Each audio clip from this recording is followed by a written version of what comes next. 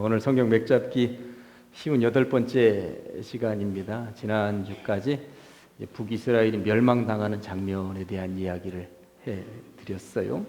북이스라엘이 이제 멸망당하는데 그래도 하나님의 백성이고 남쪽 유다 쪽이 볼 때도 한 민족인 거잖아요. 근데 한 민족인데 북쪽 이스라엘이 망하는 거 보면서 정말 선민도 망하는구나 하면서 남쪽 유다가 뜨끔했습니다. 정말 뜨끔했습니다. 그렇게 뜨끔하면서 남쪽 유다에서 종교 개혁을 일으키는 일들이 좀 이렇게 긍정적으로 일어나는데 그 이야기를 지금 해보려고 하는 것이죠. 사실 뜨끔했으면 그게 지속되어지고 사실 나중에 남쪽 유다도 망하지 않으면 참 좋았는데 뜨끔한 기간이 135년이었어요.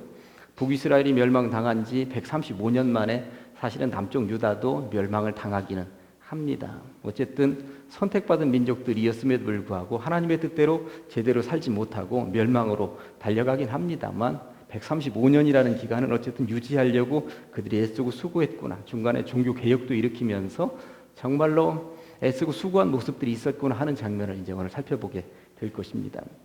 살면서 가장 바보 같은 사람들 가운데 하나가 이제 정치인들이라고 그러죠.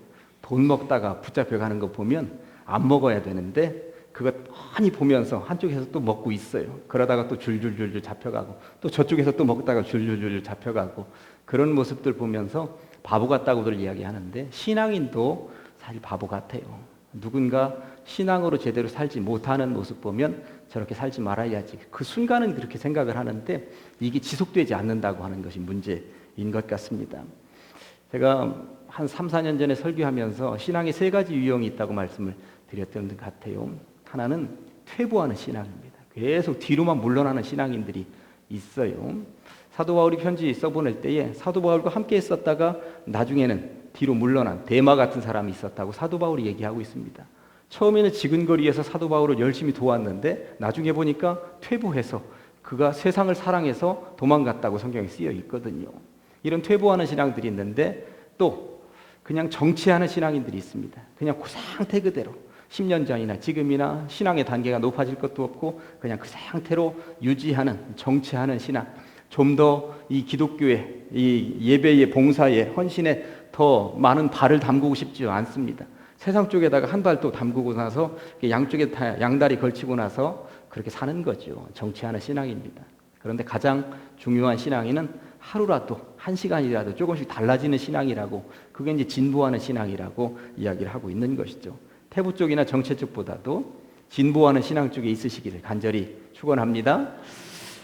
오늘 히스기야하고 이제 요시야 이야기를 할 텐데 히스기야를 이야기를 하기 전에 히스기야의 아버지 이야기를 잠깐만 해보고 넘어가려고 합니다. 히스기야 아버지가 이제 아하스 왕이었어요. 아하스 왕.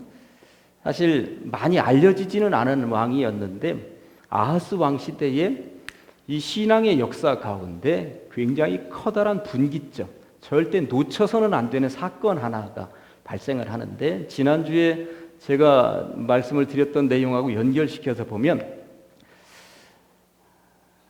아수르라고 하는 나라가 강성대국이 되면서 저 북쪽에서부터 이스라엘 쪽으로 막 치고 내려오잖아요. 그런데 아수르 이전에 강한 나라가 아람이었습니다. 아람이었다고도 지난주 말씀을 드렸어요. 원래 아람이 전부 다 차지하고 있었던 그런 영토를 이제 아수르에게 전부 다 뺏기고 아수르에서 남쪽으로 계속 밀리고 입지가 계속 좁아지고 있었어요. 아람 옆에 있는 나라가 북이스라엘이었습니다. 아람이 북이스라엘을 평소에 얼마나 괴롭혔는지 몰라요. 아람 나라 하면 유명한 사람 하나 생각나시죠? 나아만 장군이 이게 아람 나라 사람이었잖아요. 그런데 이 아람 나라가 계속 아수르 위에서 밀리다가 북이스라엘 바로 옆에까지 아주 자그마한 영토로 밀려 내려온 거예요. 지난주에 요 얘기 했습니다. 그런데 두 나라가 이제 연합군을 형성해서 아수르를 막아야 되겠다 하는 생각이 드는데 두 나라 가지고도 아수르를 막아내기에는 너무나도 버겁다는 생각이 들으니까 이쪽 남쪽에 있는 남쪽 유다에다가 우리 합치자. 세 나라가 아수르에 대항을 하자. 할 때 요 남유다의 왕 이름이 히스기야의 아버지였던 아하스였습니다. 아하스가 그 부탁을 받았을 때 사실 고민이 깊었을 거예요. 세 나라가 연합군을 형성해서 아수르를 대항할 것인가?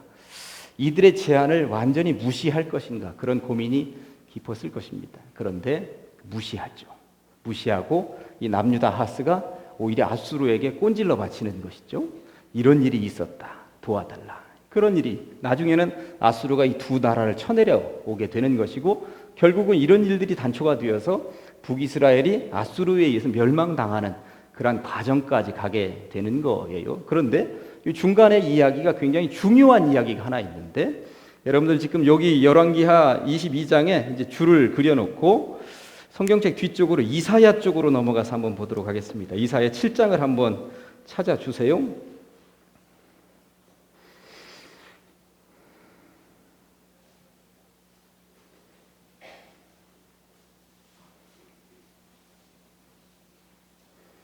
이사야 7장 구약성경 975페이지입니다. 975페이지. 예. 이사야 7장 1절을 제가 읽어드리도록 하겠습니다. 예. 우시야의 손자요 요담의 아들인 유다의 아하스 왕 때에 유다의 아하스 왕 때에 예.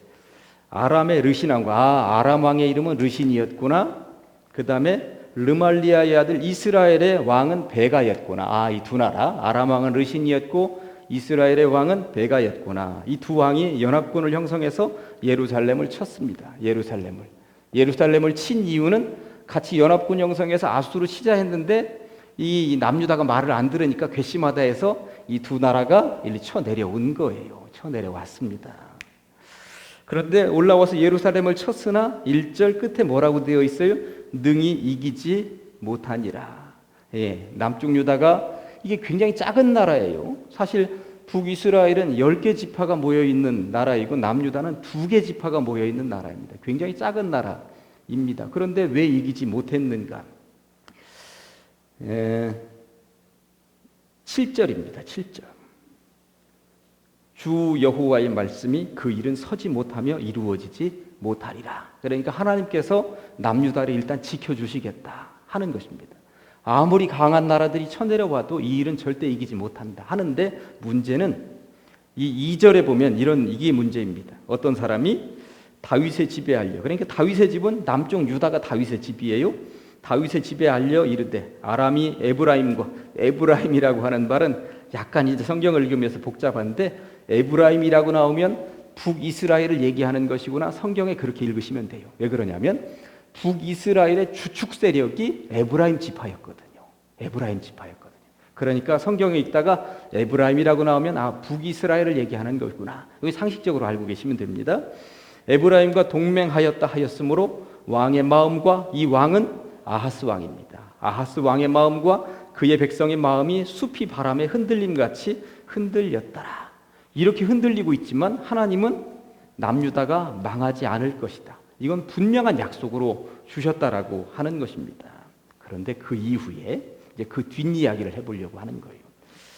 10절에 보면 7장 10절에 여호와께서 또 이 아하스에게 말씀하여 이르시되 그러니까 지금 북쪽 이스라엘과 아람 나라가 연합군을 형성해서 쳐내려오지만 너는 지금 부들부들 떨고 있지만 결국 이들이 이 남유다를 멸망시키지는 않을 것이다. 걱정하지 말아라. 이렇게 말씀하신 이후에 11절에 너는 네 하나님 여호와께 한 징조를 구하되 깊은 데에서든지 높은 데에서든지 구하라 하시니 이 말이 뭐냐면 기도해라 이 말입니다.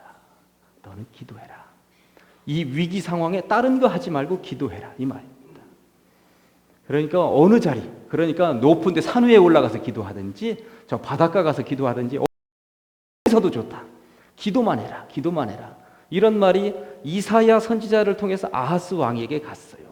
그런데 문제는 12절입니다. 아하스가 이르되 나는 구하지 아니하겠나이다. 나는 여호와를 시험하지 아니하겠나이다 한지라. 무슨 말이에요? 나는 눈에 보이지 않는 하나님 의지하지 않겠습니다. 하나님께 기도하지 않겠습니다. 그 대신 나는 누구를 의지하겠습니다? 아수르 의지하겠습니다. 눈에 보이는 아수르 의지하겠습니다. 요 얘기하고 있는 거예요 지금. 기가 막힐 노릇입니다. 그랬더니 이제 13절에 이사야가 이르되, 이사야 선지자가 이제 얘기하는 거예요. 다윗의 집이여, 그러니까 유다 왕이여, 원하건대 들을지어다. 제발 좀 들어라. 여기는 그냥 평범하게 들을지어다에 나와 있지만 제발 좀 들어라. 이게 어쩐 일이냐, 이런 한탄스러운 이야기인 것입니다. 기도만 하면 된다는데 이게 어쩐 일이냐. 너희가 사람을 괴롭히고서 그것을 작은 일로 여겨 또 나의 하나님을 괴롭히려 하느냐. 너희가 사람을 괴롭히고서, 그러니까 백성들을 위한 통치도 제대로 못하면서 결국 하나님의 마음을 이렇게 괴롭힌단 말이냐. 이런 다음에 중요한 7장 14절 말씀이 여기서 등장하는 거예요. 7장 14절이 뭐라고 되어 있어요? 그러므로 주께서 친히 징조를 너희에게 주실 것이라. 보라, 처녀가 잉태하여 아들을 낳을 것이요 그의 이름을 임마누엘이라 하리라. 아멘. 이 말씀이 어떤 배경에 의해서 나왔는가가 중요한 것입니다. 임마누엘은 하나님이 너희와 함께 하시겠다는 말이잖아요. 임마누엘이. 그래, 하나님이 눈에 안 보이니까 하나님을 믿지 못하겠다는 거지. 그러면 하나님을 눈에 보이도록 내려보내주마. 이런 약속이라고 하는 거예요. 이런 약속인 것입니다. 그렇게 예수 그리스도가 임마누엘로 이 땅에 오신 배경이 여기 나와 있다고 하는 것입니다. 세상 많은 사람들이 하나님을 못 믿겠다고 그러고 하나님을 좀 보여달라고 이야기를 합니다. 그래서 예수님이 이 땅에 육신의 몸을 입고 오셨다라고 하는 이야기인 것입니다. 그 약속이 언제 주어졌다고요? 그 히스기야가 종교개혁을 일으키기 바로 직전에 히스기야 아버지 아하스 왕 때 진행된 하나님의 약속이라고 하는 것입니다. 히스기야가 이 얘기를 들었을 거 아니에요. 이 얘기를 들었을 거 아닙니까? 아버지 때에 이사야라고 하는 선지자를 통해서 이런 약속들이 있었다라고 하는 것을 들었는데 아하스는 못된 짓만 하다가 죽어나가요. 그리고 나서 아하스 뒤를 이어받아서 누가 왕이 되느냐? 히스기야가 이제 왕이 되는 거죠. 히스기야가 어떻게 개혁을 일으키는지 이 아들이 그러니까 아하스 때에는 약속은 주어졌는데 그 약속 붙잡고 살지 않습니다. 근데 히스기야는 어떻게 개혁적으로 살아가는지 그 이야기를 살펴보도록 하겠습니다. 거기 자료 보시면 히스기야가 이제 25살의 왕이 되어서 29년간 통치합니다. 54세에 죽는다고 하는 것 보시면 당시로서는 50대 정도 되면 그냥 평범하게 살았구나 하는 것을 알 수 있습니다. 그런데 이 양반이 왕이 되자마자 가장 먼저 한 일이 무엇인가? 자막 한번 보여줄래요? 역대하 29장 3절부터 5절까지를 보려고 그럽니다. 첫째 해 첫째 딸, 이런 말을 그냥 지나가면 안 됩니다. 첫째 해 첫째 딸이라고 하는 것은 히스기야가 왕이 되자마자 곧바로 첫째 딸이라는 이야기인 것입니다. 그런데 첫째 해 첫째 딸, 왕이 되자마자 가장 먼저 한 일이 무엇인가? 여호와의 전 문들을 열고, 그러니까 성전의 문들을 열고 수리하고, 성전 수리부터 하나님의 집 예배하는 공간, 기도하는 공간, 모든 백성들이 모여서 집회하는 공간, 그것을 수리하고, 제사장들과 레위 사람들은, 제사장이나 레위 사람들은 예배를 집리하고 백성들의 예배를 안내하고 백성들이 하나님 만나도록 중간자 역할을 하는 사람들 아닙니까? 통로 아니에요? 사람들을 모으고 동쪽 광장에 모으고 그들에게 이르되 레위 사람들아 내 말을 들으라. 이제 너희는 성결하게 하고, 이 말은 이전까지는 얼마나 부정하게 살았는가. 종교 지도자들도 성결하게 하고 또 너희 조상들의 하나님 여호와의 전을, 성전을 성결하게 하여 그 더러운 것을 성소에서 없애라. 얼마나 기가 막힙니까? 이게 히스기야가 왕이 되자마자 첫 번째 해 첫째 달에 세상적인 거 어떤 것보다도 이걸 가장 먼저 했다라고 하는 것입니다. 그러니 히스기야가 출발을 얼마나 멋있게 하는 거예요. 기가 막힌 출발 아닙니까? 히스기야가 이렇게 출발하는데 이것뿐만 아닙니다. 성전만 정화시킨 게 아니라 철저하게 우상을 제거하는데 열왕기하 18장 4절 보여주세요. 열왕기하 18장 4절에 히스기야가 여러 산당들을 제거하며 주상을 깨뜨리며 아세라 목상을 찍으며 모세가 만들었던 놋뱀, 사실 모세가 광야에서 놋뱀을 이렇게 만들어 놓은 게 있었거든요. 그런데 그 당시만 해도 그걸 쳐다보면 이제 불뱀에 물렸던 사람들이 낫기도 하고 그랬는데 이게 우상이 되어버린 거예요. 이게 그 앞에 가서 절하고 그 앞에서 빌고, 그러다 보니까 이것도 이스라엘 자손이 이때까지 향하여 분향함으로 그것을 부수고, 그러니까 우상 덩어리가 된 것은 다 부수고 느우수단이라 일렀더라.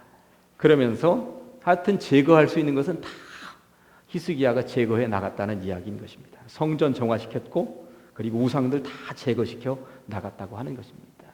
그러니 히스기야가 멋진 왕이 될 수 있는 그런 절차를 하나하나 지금 밟아가고 있었다고 보셔도 틀림이 없는 것입니다. 아버지하고는 전혀 다른 모습으로 왕 노릇을 하고 있었다는 이야기인 것입니다.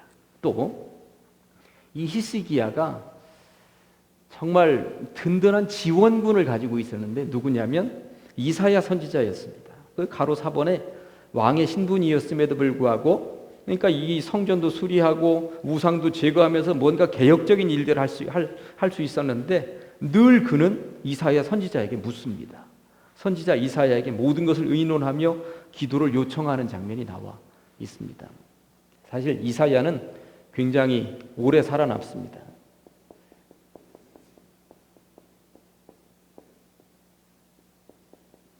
그러니까 우시야라고 하는 왕 때 이사야가 활동을 시작하는데 그 다음 왕인 요담, 그 다음 왕인 아하스, 그 다음 왕인 히스기야 이렇게 왕의 4대 동안 이사야가 살아남으면서 활동을 하는 거예요. 그런데 이사야하고 코드가 가장 잘 맞았던 왕이 히스기야였던 것이죠. 이사야가 요 왕들하고 있으면서 참 고생 많이 합니다. 말들을 안 들으니까 기도하라고 그래도 기도만 하면 된다는데도 기도 안 하고 그런 왕들 붙잡고 선지자 노릇하려니까 얼마나 힘들었겠어요. 그런데 이사야는 수시로 와서 묻는 거예요. 어떻게 할까요? 하나님의 뜻은 무엇입니까? 하고 물으니 히스기야가 안 예쁠래야 안 예쁠 수가 있겠습니까? 그렇게 예쁜 것입니다. 더군다나 5번에 아수르 침공으로 인해서 위험에 처했을 때도 기도해달라고 위에도 그 가로 4번이나 5번이나 거의 비슷한 시기에 진행된 이야기인데 기도해달라고 부탁을 합니다. 그리고 히스기야는 6번에 자신이 병들었을 때 또 자기가 기도하는 자리에 머물러 있으면서 15년간 생명을 연장받지 않습니까? 제가 설교 시간에 최근 들어서 간혹 하는 이야기가 신앙인도 염치가 있어야 된다는 이야기 자꾸 드리는 이유가 그것입니다. 히스기야 얼마나 멋있게 신앙생활했습니까? 성전을 정화시키고 우상들을 타파하고 철저하게 하나님 앞에 기도하는 모습 있으니까 생명을 연장시켜달라고 살려달라고 기도하는데 하나님께서 그의 생명을 연장시켜 주는 것 아닙니까? 기도할래도 하나님 앞에 염치가 있어야 됩니다. 그러니까 히스기야 같이 예뻐 보이면 하나님이 정말 이루어 주시는구나. 사람의 생각하고는 전혀 다르구나 하는 것을 알 수 있습니다. 그 다음에 이제 가로 7번에 보니까 수리시설에 대해서는 몇 주 전에 제가 이제 말씀을 드렸어요. 예루살렘 성이 워낙 이제 약간 고지대에 있고 난공불락이긴 한데 이게 샘물 주변에서 예루살렘 성을 둘러싸고 있으면 적들이 둘러싸고 있으면 물의 수급 상황이 어디서 물을 끌어올 수가 없다라고 하는 것입니다. 예루살렘 사람들은 특별히 물을 어디서 퍼마셨다고 이 성 밖에 있는 기혼이라고 하는 샘에서 물을 떠다 먹었는데 예루살렘 성 이렇게 막아버리면 이 물을 마실 수가 없으니까 히스기야가 벌인 놀라운 일이 이 기온샘에서 땅굴을 풀어가지고 이쪽 실로암 연못까지 507m, 570m 땅굴을 뚫어가지고 이 기온샘에서 물이 그쪽으로 흘러 들어갈 수 있도록 했고 기온샘은 위에서 그냥 딱 막아버린 거죠. 외적들이 와서 보더라도 여기에 뭐가 있는지 모르도록. 그래서 성 안에서도 언제든지 맑은 샘물을 마실 수 있도록 이런 공사를 진행한 사람이 히스기야였다라고 하는 것입니다. 그러니까 영적으로도 맑았고 그리고 신앙 운동도 제대로 했지만 백성들이 굶어 죽지 않도록 마실 물만큼은 공급할 수 있도록 하는 그런 해안을 가지고 있었다. 하나님이 지혜를 주셨다 하는 것을 알 수 있습니다. 그런데 여기까지는 히스기야의 위대성에 대해서 봤는데 아쉬운 점이 딱 2개 있었습니다. 히스기야도 역시 사람이었구나. 8번에 보니까 히스기야가 몸이 좀 안 좋다고 하니까 당시에 이 아수르가 지금 아직은 강하지만 이쪽에서 지금 강하게 또 커올라오는 나라가 하나 있었죠. 바벨론이었습니다. 바벨론이 병문안을 좀 사자들을 보냈었죠. 그랬더니 성 안에 있는 모든 것들을 자랑한다고 다 보여주었습니다. 그러니까 바벨론은 약간은 첩잡기가 있도록 온 건데 거기다가 그냥 다 그러니까 자기는 생명도 연장받았겠다, 뭐 잘 나가겠다, 승승장구하겠다, 자랑하고 싶어서 다 자랑한 것입니다. 바벨론이 그거 다 쳐다보고 갔습니다. 다 가가지고 예루살렘 성안은 이러하더이다 하고 다 꾼질러 바쳤고 나중에 예루살렘 쳐들어오는데 귀한 자료가 되었겠지요. 이것이 흠이 되었습니다. 그 다음에 두 번째, 이 히스기야가 자식도 좀 잘 가르쳐서 자식이 좀 정치를 잘하도록 했으면 되는데 히스기야의 아들 므낫세가 히스기야가 만들어 오는 그 모든 것들을 다시 표현이 죄송합니다. 불교 용어로 도로아미 타부를 만들어 버립니다. 이 므낫세라고 하는 왕이 거기 열왕기하 21장 2절부터 7절까지 보면 조금 아까 히스기야가 어떤 것들을 파괴했는지 다 나왔잖아요. 그 명단들을 다 살려놓습니다. 다 살려놓습니다. 그대로 다 히스기야 이전 상태로 다 돌려놓습니다. 참 이게 자식 교육이 참 굉장히 중요한 거예요. 중요한 거예요. 히스기야가 그거 못했습니다. 나머지는 정말 위대한 왕이었는데 그거 못했다라고 하는 것이죠. 지난번에도 여호사밧 왕도 하나님 제일주의로 살아가고 그리고 사법개혁도 일으키고 율법 순회학교도 했는데 중요한 것은 여호사밧도 이 자식교육 제대로 못 시켜가지고 그 자식을 하필이면은 이세벨의 딸내미하고 결혼시켜가지고 이방 우상덩어리들 다 끌어오도록 하지 않았습니까? 이게 참 아쉬운 장면입니다. 히스기야. 오늘 이제 두 번째 요시야 살펴보도록 하겠습니다. 요시야는 남유다의 이제 16대 왕입니다. 그러니까 여기가 이제 13대인데 14대, 15대가 망친 곳을 이제 16대 왕인 요시야가 다시 한 번 더 종교 개혁의 바람을 이제 일으키게 되죠. 8살의 왕이 되었습니다. 나이가 어리다 보니까 처음에는 아무것도 못합니다. 그냥 뒤에 섭정하는 사람들에 의해서 이끌려가게 되는 것이죠. 그러다가 왕이 된 지 18년째가 되었을 때, 그러니까 오늘 본문에 나와 있는 이 장면을 보면 18년째가 되었을 때 아주 획기적인 종교 개혁을 일으킬 만한 사건이 하나 벌어지게 되는 것이죠. 성전을 수리하도록 지시를 내렸어요. 이제 성전을 수리하다가 말고 수리하던 사람들이 책을 하나 발견해낸 거죠. 요즘으로 얘기하면 성경책을 발견한 것입니다. 그런데 그 성경책이 뭐였냐면 구약 성경의 신명기였습니다. 신명기라고 하는 책은 모세의 그 유언과도 같은 책 아닙니까? 이 신명기에는 잘 믿으면 복이요, 잘 믿지 않으면 저주다.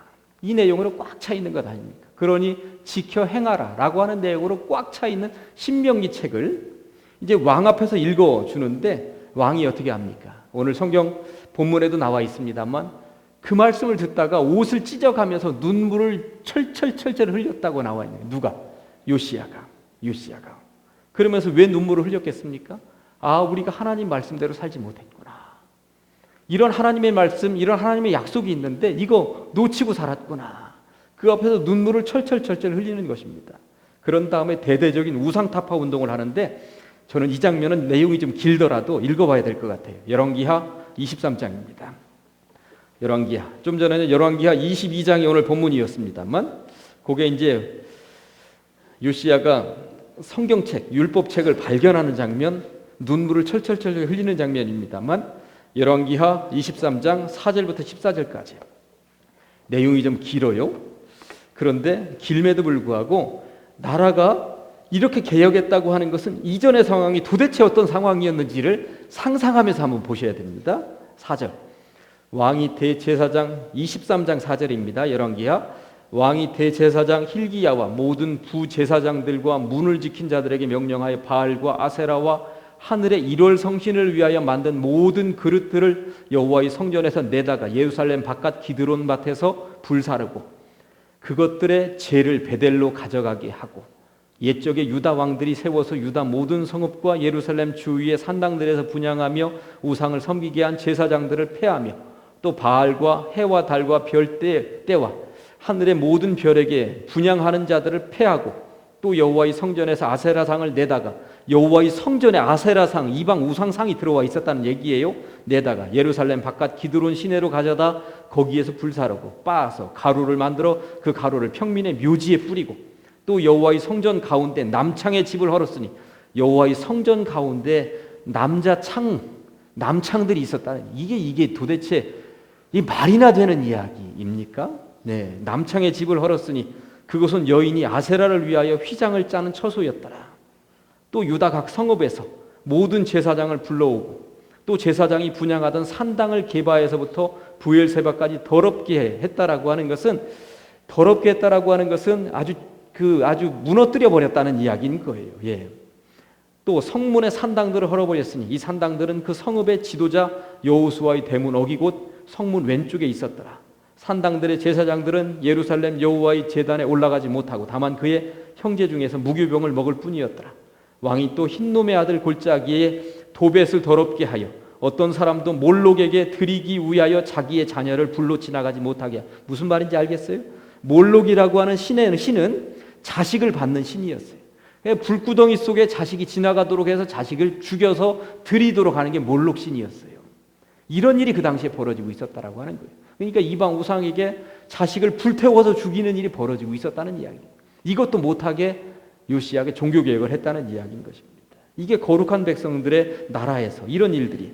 또 11절에 또 유다 여러 왕이 태양을 위하여 드린 말들을 제하여 버렸으니 이 말들은 여호와의 성전으로 들어가는 곳의 근처 넷이 나단 멜렉의 집 곁에 있던 것이며 또 태양 수레를 불사르고 유다 여러 왕이 아하스의 다락지붕에 세운 제단들과 므낫세가 여호와의 성전 두마당에 세운 제단들을 왕이 다 헐고 거기서 빻아 내려서 그것들의 가루를 기드론 시내에 쏟아버리고 또 예루살렘 앞 멸망의 산 오른쪽에 세운 산당들을 왕이 더럽게 하였으니 이는 옛적에 이스라엘 왕 솔로몬이 시돈 사람의 가증한 아스다롯과 모압 사람의 가증한 그모스와 암몬 자손의 가증한 밀곰을 위하여 세웠던 것이며 왕이 또 석상들을 깨뜨리며 아세라 목상들을 찢고 사람의 해골로 그곳에 채웠더라. 묘지를 만들었더라. 이 말입니다. 지금 한 10절 정도로 읽었는데 기가 막히죠. 히스기야가 종교개혁을 일으켰는데 14대 15대 2대 동안 다시 또 이전보다도 더 이방 우상 덩어리들이 왕성해져 있었던 것을 다 제거하고 불사르고 가루로 만드는데도 얼마나 시간이 오래 걸렸겠는가 하는 생각을 해봅니다. 요시야가 이런 개혁을 일으켰다고 하는 것입니다. 읽으면서 참 마음이 아팠어요. 야, 그런 시대가 있었구나. 예. 요시야가 그러니 율법을 읽으면서 이 율법과 이 시대를 대조해 보다가 보니까 옷을 찢을 수밖에 없었고 눈물을 쏟을 수밖에 없었다는 이야기 아닙니까? 우리들도 성경에 나오는 그 말씀과 나의 삶을 한 번씩 대조해 볼 필요가 있는 것이고요. 그 말씀과 우리 시대의 사람들의 삶을 대조해 볼 필요가 있는 것이죠. 대조해 보면 눈물을 안 쏟고는 견딜 수 없는 상황이 분명히 있을 거라고 저는 생각을 합니다. 그러면 제거할 건 제거해야 되는 것이죠. 오늘 읽으면서 나는 과연 뭘 제거해야 될 것인가, 그리고 뭘 세워야 할 것인가, 이러한 기준들을 분명히 잡는 시간이 되어야 할 거라고 생각을 합니다. 그 요시야 가로 5번에 이스라엘 역사에서 사사시대 이후 가장 성대하게 유월절을 지킵니다. 큰 축제를 일으킵니다. 그런데 요시야도 아쉬움이 있다면 아들 여호아하스에게 바른 신앙을 심어주지 못합니다. 또 참 이게 기가 막힌 노릇이에요. 자식 교육이 얼마나 중요한지 우리는 이 종교 개혁자들 왕들을 통해서 알게 되는 것이죠. 그러면서 루터 이야기를 잠깐 해보려고 그래요. 우리가 기독교라고 보통 이야기를 합니다만 기독교는 세 개예요. 세 개. 로마 카톨릭도 기독교라고 하고요. 그 다음에 러시아 정교회라고 하는 그 종교도 기독교의 한 부류입니다. 저는 러시아에 가서 예배 드리는 공간에 가보았는데 러시아 예배 드리는 공간에 의자 하나도 없어요. 거기는 2시간 정도를 서서 예배 드립니다. 거기는 러시아 정교회는. 그러니까 우리들이 예배 드릴 때는 너무 편하죠, 사실. 그런데 이렇게 좋은 의자에도 1시간 동안 앉아 있으라고 그러면 이제 몸을 뒤틀고 그러는데 러시아에 한 번씩 다녀오셔야 돼. 서서 2시간. 꼼짝도 안 합니다. 그 사람들. 러시아 정교회. 그리고 우리를 그냥 기독교라고 하는데 우리는 개신교죠. 고칠 개자. 그래서 원래대로 따지면 카톨릭하고 개신교 이렇게 나눠야 되는 거예요. 이 세 개를 다 합쳐서 기독교라고 하는 거예요. 그런데 이제 보통 천주교하고 구분되게 우리가 기독교다 그렇게 얘기를 하고 다닙니다만 원래적인 구분은 그렇다라고 하는 거 참고하시고, 루터가 1483년 독일에서 태어났습니다. 아버지는 광산업을 하고 있었는데 아들을 좀 법률가로 좀 제대로 길러내고 싶었어요. 에르푸르트 대학에 입학을 좀 시켰죠. 그런데 대학교 잘 다니다가 자기도 이제 성공 모드로 가려고 생각을 했어요. 법률가가 돼서 떵떵거리면서 살겠다. 어느 날 집에 갔다가 학교 쪽으로 오는데 이게 비바람을 만난 거죠. 번개가 번쩍번쩍 치는데 같이 학교로 가던 친구가 번개 맞아서 죽은 거예요. 번개 맞아서 옆에서 죽는 모습을 본 거야 지금. 여러분들이 그랬다고 생각을 한번 해보십시다. 그 앞에 바짝 엎드렸습니다. 그러면서 당시에 기도할 때 당신은 이제 전부 다 카톨릭이었으니까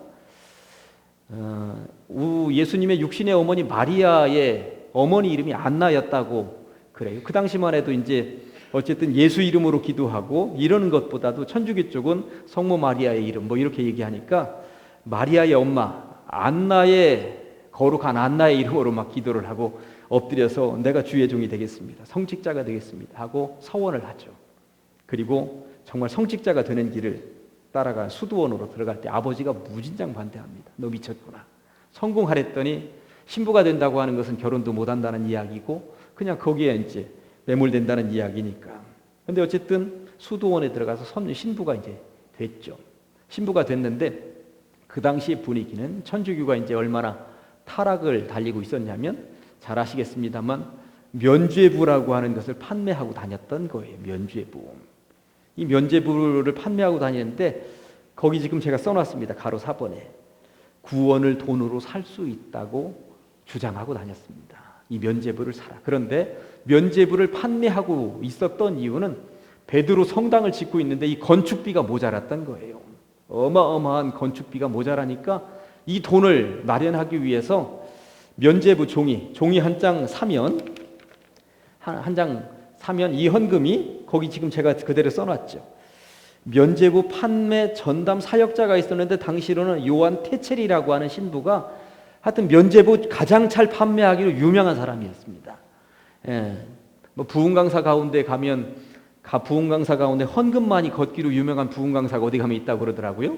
그런데 면죄부를 가장 잘 팔고 돈 수금 잘하는 신부가 요한 테첼이라고 하는 신부였습니다. 이 양반이 저쪽에 루터가 앉아 있는데 설교를 하는데 보니까 금화가 헌금함에 그러니까 면죄부를 사기 위한 금화가 헌금꾀에 땡그렁하고 떨어지며 소리를 내는 순간 영혼은 연옥에서 벗어나 하늘나라로 향해 올라가게 될 것이다 하면서 신자들 기만한 거예요.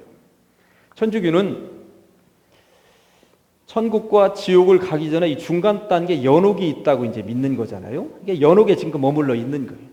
여기서 판결을 받아서 천국으로 가든 지옥으로 가든 간다는 거죠. 우리는 죽으면 곧바로 올라간다고 하는데 천주교는 이렇게 주장을 하고 있었고 니네 부모님 아직 여기 연옥에 있을 거야. 니네 부모님 구원시키고 싶지? 동전 땡그랑 하는 것과 동시에 너의 부모님 천국으로 올라갈 거야 하고 주장을 하고 다니던 시대였습니다.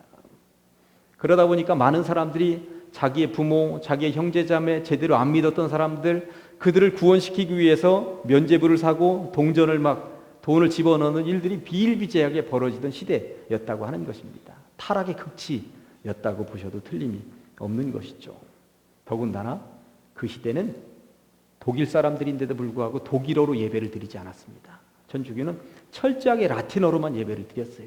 그러니 이 자리에 서서 라틴어 성경을 읽고 라틴어 찬송을 부르고 라틴어로 설교를 하는 거예요. 그러면 이 앞에 앉아있는 독일 사람들이 뭔 말을 알아들어요? 못 알아듣는 거예요. 이런 시대였습니다. 그러니까 사람들의 눈을 어둡게 하는 시대였고 그리고 사람들을 그 어두운 속에서 자기들 마음대로 휘둘르면서 사람들을 쥐락펴락하던 시대였다고 하는 것입니다. 이것을 보면서 루터가 신앙의 양심에 너무 걸리는 거예요. 그러면서 설교 시간마다 루터는 면죄부 판매를 비판하기 시작을 합니다. 그 설교를 비판하면서 이거 아니다. 면죄부 산다고 돈 주고 산다고 죄를 용서받는 거 아니다. 철저하게 이렇게 하다가 도저히 안 되니까 그가 거기 6번에 쓰여져 있죠. 1517년 지금으로부터 정확히 500년 전 지금이 2017년이니까 1517년 10월 31일 자기가 머물고 있었던 비텐베르크 성당에 95개 반박문을 걸었습니다. 제가 이제 마틴 루터가 내건 95개 반박문 쓰여져 있는 내용을 가지고 왔는데 그 중에 27번째, 돈이 연복궤에 짤랑하고 떨어지는 순간 영혼이 연옥으로부터 풀려난다고 말하는 이들은 단지 인간적인 교리를 가르치는 것이다. 그 하나님의 뜻이 아니다. 이런 내용을 여기다 분명히 써놓은 거예요. 95개조 반박문에 분명히 그런 이야기 써놨습니다. 교황이 사람들의 구원 문제를 이리저리 좌지우지할 수 없다. 그런 이야기를 95개조지에 써놨습니다. 그러니까 하나님 제일주의로 나가지 않고 인간적인 방법으로 인간의 구원 문제를 다루는 건 절대 안 된다. 그러면서 종교개혁의 나팔을 크게 루터가 퍼뜨린 거죠. 결국 로마 교황청과 루터와 수도 없이 많은 난상 토론이 오고 가다가 가로 7번에 루터는 1521년 1월 3일 로마 교황청으로부터 파면을 당합니다. 그리고 루터는 성경을 독일어로 번역하기 시작합니다. 이때까지 문맹이었어요. 전부 다. 성경책 읽지도 못하고 성경에 무슨 내용이 있는지도 모르고 설교하는 내용도 무슨 내용인지 모르고 그렇게 살고 있었습니다. 우리나라에도 사실 천주교가 우리 개신교보다 100년이 더 빨리 들어왔잖아요. 100년이나 더 빨리 들어왔는데도 천주교는 성경책 없었어요. 우리나라 말로 된 성경책이. 우리나라 말로 된 성경책이 없었습니다. 1970년이 지나면서 우리 개신교의 도움을 받아서 1970년이 지나면서 그때서야 천주교는 한국말로 된 성경책을 가지게 된 거예요. 천주교가 이렇게 폐쇄적이었다라고 하는 것입니다. 예. 이 루터가 종교개혁, 그래서 종교개혁을 일으킨 이후에 각 나라 말로 성경이 번역되기 시작을 했어요. 그런데 그 이후에도 한참 동안 천주교는 각 나라 말로 성경 번역을 안 해줬죠. 그냥 라틴어로만 계속 하게 되었다라고 하는 것입니다. 아무튼 거기도 제가 써놨습니다. 가로 8번 오른쪽에 1965년도까지 전 세계 천주교는 라틴어로 예배드렸습니다. 예배를. 그런 예배당에 앉아가지고 무슨 말인지 못 알아듣고 있는 거예요. 실제적으로.